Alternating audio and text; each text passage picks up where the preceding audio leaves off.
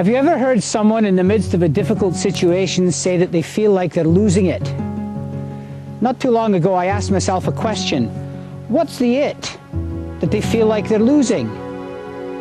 It's not their mind. It may in fact be something else. You've experienced a significant loss. You go through a difficult situation. After a while, you may think you're coping very well, managing quite nicely, but then suddenly out of the blue comes an experience. You feel an overwhelming sense of grief. You wonder where it's come from. You feel like you're losing it. These experiences are called grief attacks. And that's the theme of our program today, Living with Loss.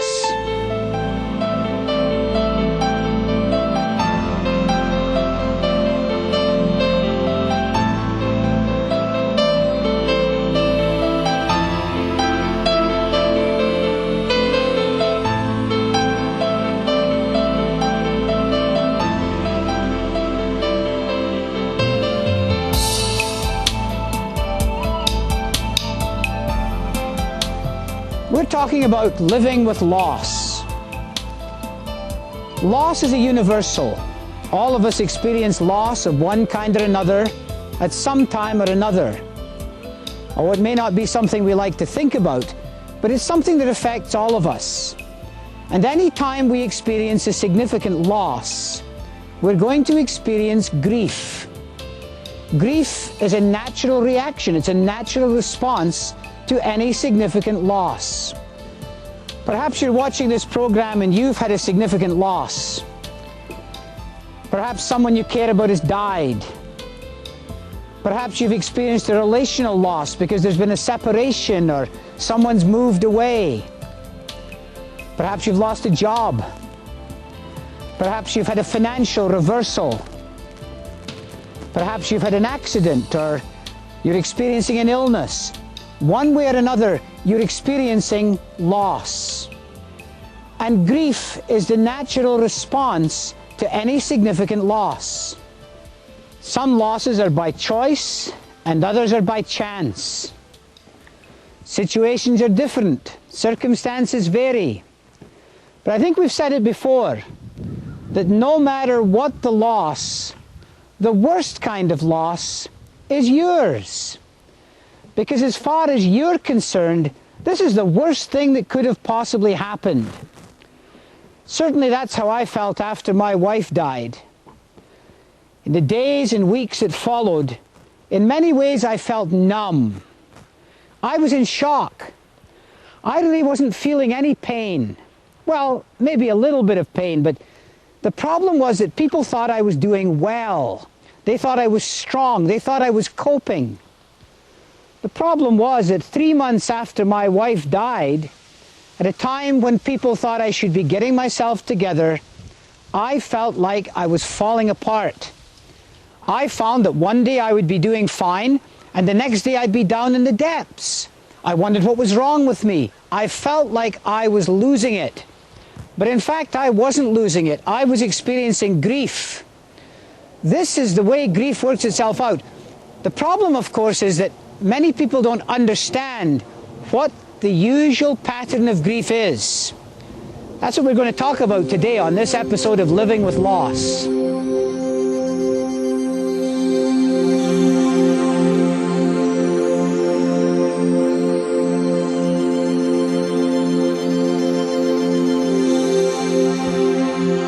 We've said that grief is not a sickness. Rather, it's a normal or natural response to any significant loss. And yet it's amazing how we sometimes treat it like an illness. You know how an illness works. Remember the last time you had a sore throat?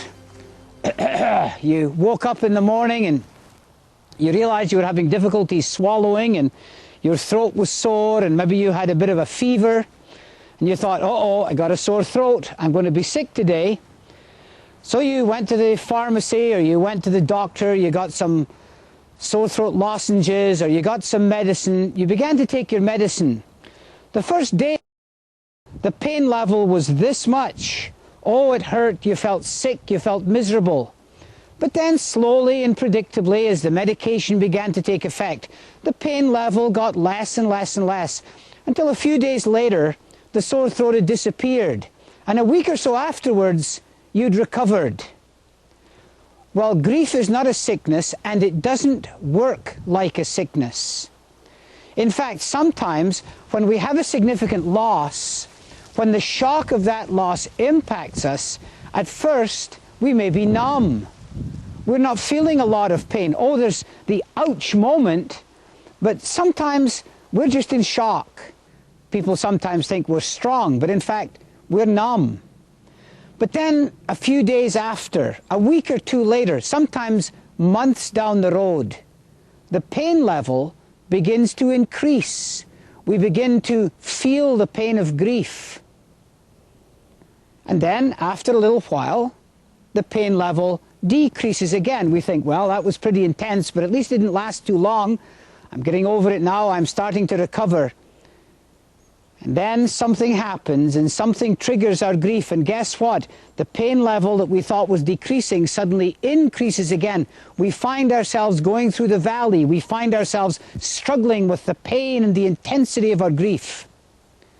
The difficulty, of course, is that when people don't realize that grief doesn't work like a sickness, they see us one day and maybe we're doing well, maybe we seem to be strong, maybe we seem to be coping, and the next week when we're down, they think, well, what's wrong with you? You were doing so well last week.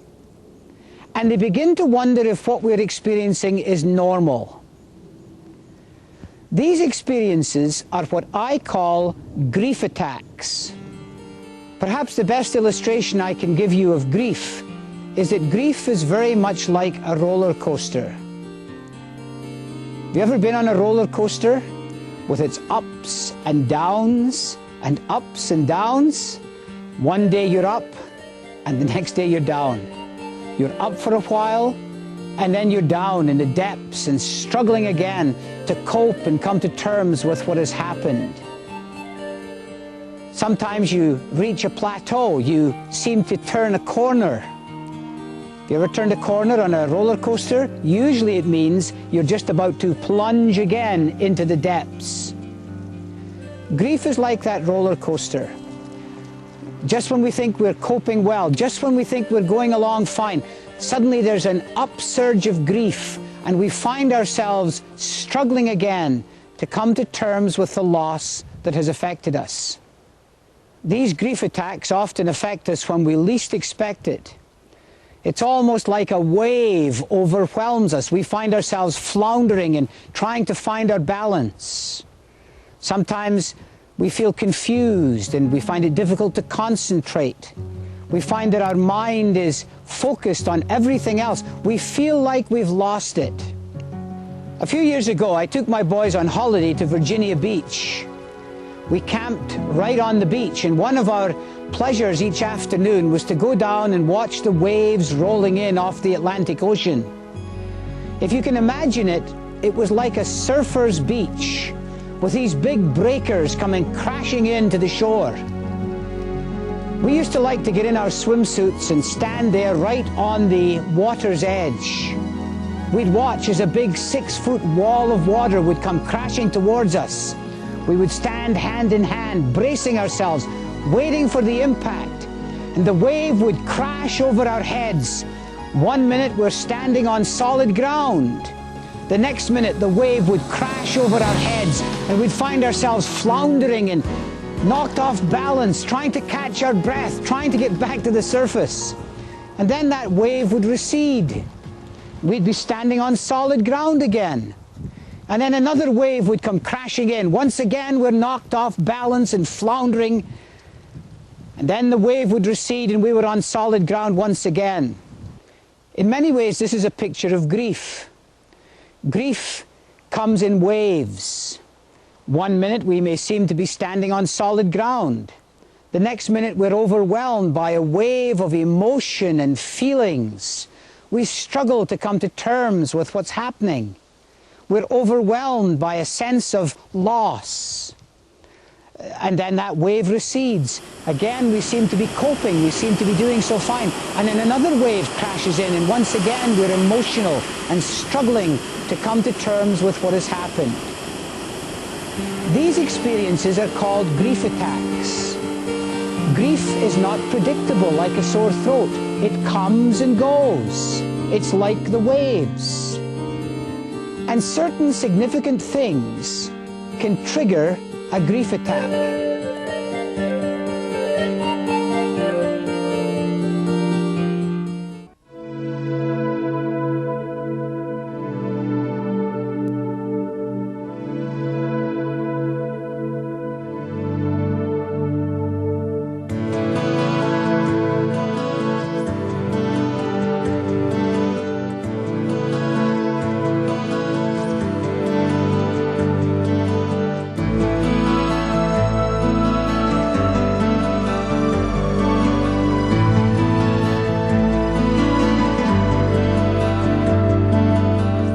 What triggers a grief attack? Almost anything. Perhaps you're driving in the car and a favorite song comes on the radio and reminds you of a special time or a special place. Your mind goes back to the person and the event, and you're overcome by a sense of missing the person. This can be a hazardous situation. You're driving the car and suddenly your mind isn't on the driving. Or perhaps you'll be at home rummaging through a drawer or a closet looking for something. Unexpectedly, you'll find an old letter, a photograph, in fact, any item or article that reminds you of the person who has died. Suddenly you'll be overcome by the reality of their absence. Sometimes a grief attack will be caused by a significant date or anniversary. Christmas can be a very difficult time because regardless of our religious tradition or persuasion, Christmas is a time for family. All the special things that make up Christmas remind us that this year we're not going to be together as a family, and that can be very difficult. Or the situation has changed, and you realize that this season will be different for one reason or another. Grief attacks can also come on many special days, birthdays, anniversaries, Valentine's Day, Mother's Day, the annual family reunion. It's almost like we have an unconscious time clock that reminds us of these special times and these special events. We may find ourselves having a bad day or a grief attack, and not until later we realize the significance of that particular time. Something, anything, reminds us of our loved one or reminds us of the situation of loss, and we grieve for the person or we grieve for the situation once again. Here's something we need to understand, something that may come as a bit of a surprise. People often experience more grief attacks than long, uninterrupted periods of grief or depression, although these are possible. The problem is that people see us doing well for a while, and with that sore throat mentality, think we're doing fine, getting better, and that the pain is over. So when the grief attack occurs, they think we're back at square one. They wonder what has happened, especially when we seem to be doing so well. With grief, I think we have one of two choices. Either we can allow the grief to control us, or we can take control over the grief. One of the ways we can take control is by working through our feelings and reliving our memories, by being realistic about the fact that something has happened, we've had a loss. Now, how can we come to terms with that? I'd like to show you something very special. This beautiful box is what I call a memory box. And in my memory box, I keep some very significant articles. Here is a watch that belonged to my grandfather. It's actually pretty beaten up now, and the glass is missing, but I always think of him with his watch and chain and the little fob, and I can see him every time I look at this watch. Sometimes I reflect on him also because I have his war medal, and this was awarded to him after his participation in one of the wars. Every time I see these things, I'm reminded of my grandfather. Another significant article in my memory box is this camera, which belonged to my dad. It's actually quite an old Kodak camera, and these are two of the pictures, one of myself with my mom and my grandmother, and another one that was taken by this camera. This significant picture is a picture of my mom and dad when they were married, and I have this on a board. I have some other significant pictures. Actually, this one is taken of a gentleman who has been very special to me in my life, who was my pastor in Scotland. Another family photograph. Some other photographs here in my memory box. Each and every one of these photographs has its own special memories. These coins are known as half crowns, and those of you who were raised in Britain will know what half a crown was. My dad used to save these because of their silver content, and I have some of his saved half crowns with me, and I think of him and how he used to keep them. In fact, one of these used to represent my pocket money every week, and so this was kind of a valuable item. Also in my memory box, I have a letter that was written to me some years ago by an uncle who has now passed away. And some of the things that he says in this letter were very special and very significant. I love to read it, and I think about him as I do. Sometimes all of these memorabilia, all of these significant articles, bring memories that can be painful. Often our grief responses and the intensity of our feelings can make us wonder if we're going crazy. We're rarely prepared for the type and the strength of the grief reactions we can experience. They're so intense, so uncontrollable, so unexpected, that the mourner may question if they have lost touch with reality. Added to the fact that because people don't understand how grief works itself out, friends and relatives too may be looking at us through strange eyes. It's hardly surprising we might think we're going crazy. There is a sense of craziness about grief because of its unpredictable, intense, uncharacteristic manifestations. This isn't what we're usually like. But grievers are usually not crazy. These things may well be a normal part of the process. Even so, we can't minimize them, and we don't want to. The fact that something is normal doesn't mean that we may not need some help and support to work it through. So back to our first question. When you feel like you're losing it, what is the it?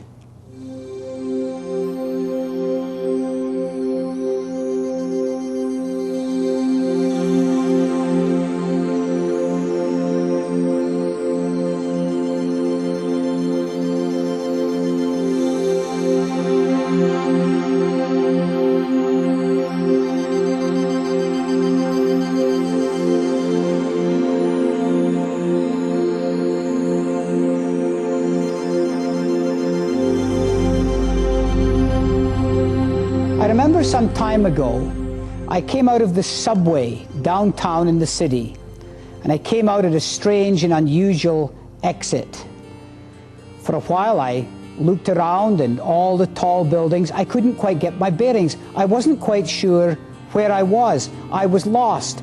I figured that where I wanted to go must be in this direction, and I started to walk, but it wasn't too long before I came out and I suddenly realized that I wasn't where I thought I was. In fact, I'd been going in the wrong direction.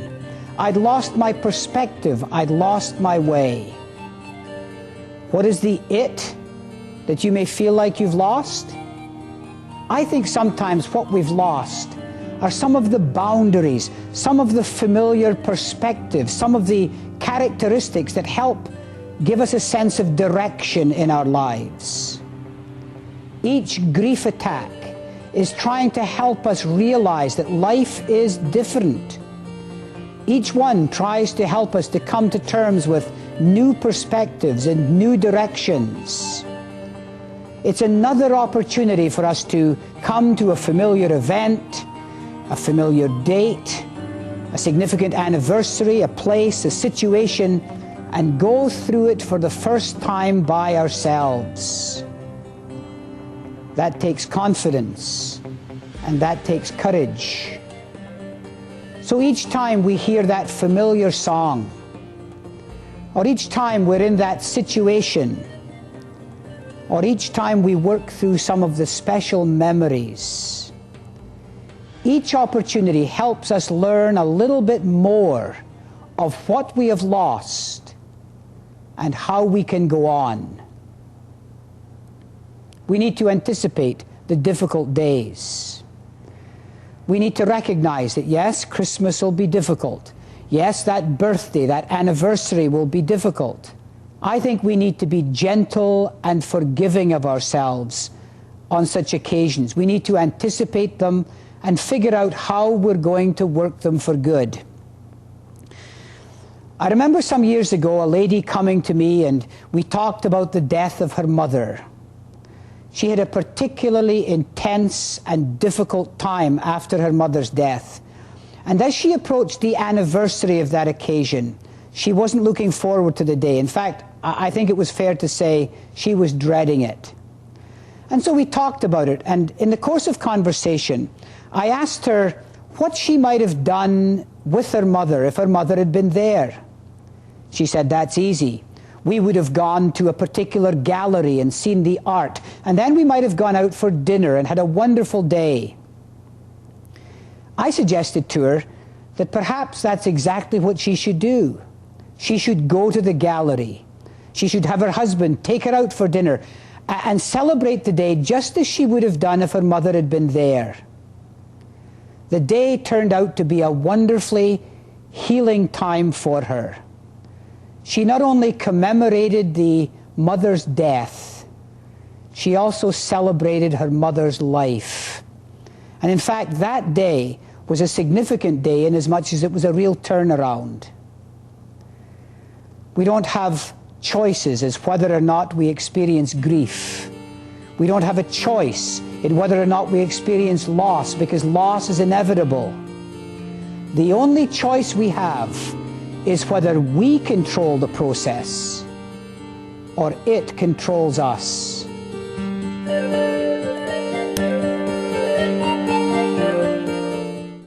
This little dog has many memories for me. I remember when I was 9 years old, buying it for my mom as a birthday gift. Every time I look at it, I think of my mom, reflect on the wonderful person that she was and the many memories that I have of her. Many of these significant things can trigger memories, and every memory can trigger a grief attack. After my wife died, although I didn't know what they were at the time, I would have many grief attacks. Some days I'd waken up and I just knew I was going to have a bad day. Other days I'd be going along and someone would say something, or something would trigger a grief attack, and suddenly I would find myself missing her again and grieving. When I was having a bad day, I had a very special friend, and I called him up and we would have lunch together. We would go in and sit down in the restaurant, and he'd say, "How are you doing?" And I'd say, "Well, I'm not doing too well. I thought I was getting over this. I thought I should have myself together by now. I thought my grief would be over. And here I am again.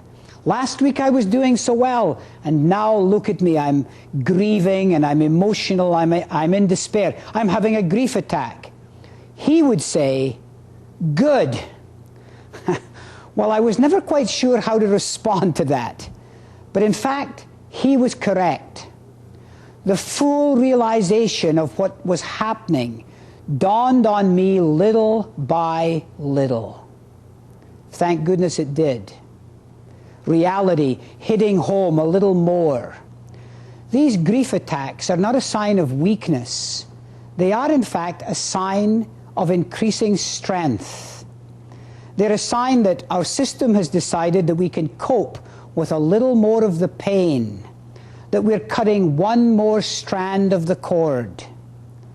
My bad day, my grief attack, was a good sign to my friend because it indicated I was dealing with reality. So perhaps we need to anticipate some of the times when grief attacks may affect us. These special occasions or these events, these significant times, these specific circumstances. And we need to develop the ability to be gentle and forgiving of ourselves at such times. You're entitled to have a bad day once in a while. You've had a loss. Now, that may not entitle you to give everyone else a bad day, but what are these feelings trying to tell you or teach you? What can we learn from this about how life is different?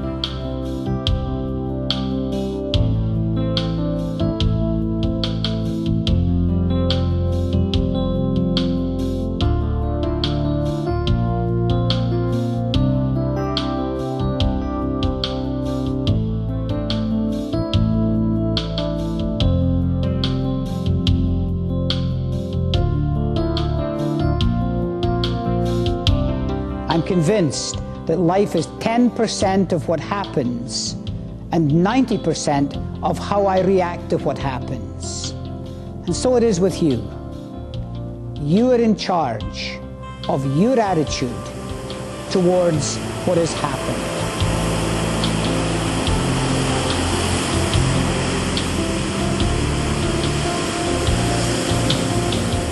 Well, thank you so much for joining us on Living with Loss. We're really appreciating the letters that we're receiving, and we ask you to continue those letters coming. We're going to take time in future programs to answer some of the questions and some of the grief issues that you're raising with us. So, be good to yourself this week, and try to be nice to someone else. And never forget that somebody cares.